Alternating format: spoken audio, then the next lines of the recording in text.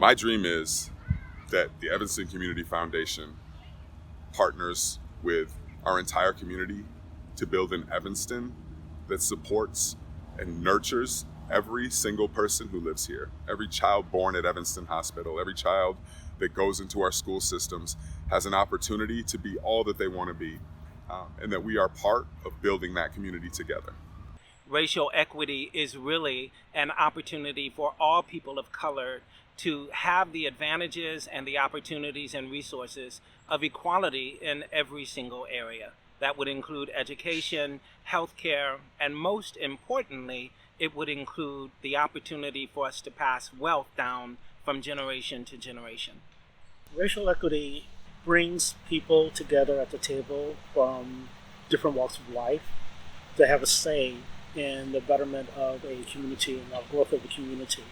I think it involves people who are affected by issues and those that can affect issues coming to the same table to discuss plausible solutions. Equitable to me would mean coming into my business and just saying, hey, that's a great business, not a great Black-owned business. So we would lose the language and just live the life.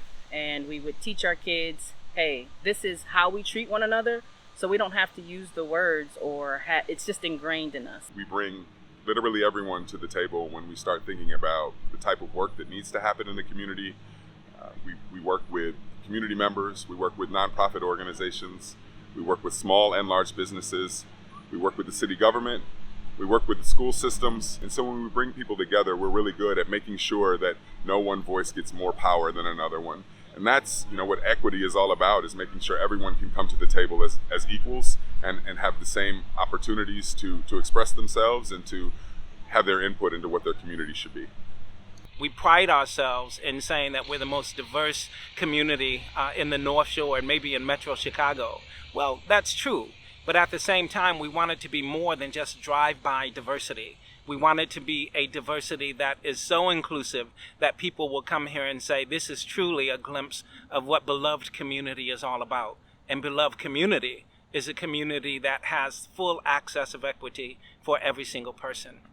I think that the foundation is able to do that, and they're doing it right now. So Evanston Community Foundation offered our first ever Latino leadership development training, and they really helped us utilize their platform to bring Latino leaders together and be able to grow our skills and grow our own relationships in order for us to build community. Leadership can look very different from community to community. And so often, when we think of leaders, we have a very specific vision that doesn't include people of color. But we know here in Evanston that we have leaders of color who do tremendous things all across our community. And it's our role, it's our responsibility and our duty to uplift those leaders and to give them the resources and support and development that they need to be able to take their leadership to a place where they can be moving the community forward in the way that they want to, the way that they envision. My passion project is the Aux and the Laundry Cafe, which will be in the Aux, but that is 8 to 10 Black-owned businesses that are creating a wellness hub. So you can come for your laundry, but you can do yoga. Because I feel like we've been unplugged, and that's why it's called the Aux, because of the auxiliary cord to plug back in to just being us again. No agendas, no nothing, just come, enjoy yourself, let's talk, let's get to know each other at the core. And I think the Aux is just great for Evanston and what we claim we want. I want to learn more about the Black community in Evanston in the North Shore. How did we get here? Why are we here? And the passion was to capture a local community's history, but important behind that was the whole concept of controlling one's narrative. What I was frustrated about is how entities like archives have the tendency to interpret other people's life instead of actually engaging people that know that life for them to tell their own stories. One of the things I'm most excited about, most passionate about, is our reparations work. The Reparations Stakeholder Authority of Evanston. We partner with community leaders who are pushing the reparations work forward here in Evanston. And I just think that work is incredibly important. It's one of the things that drew me to the foundation in the first place.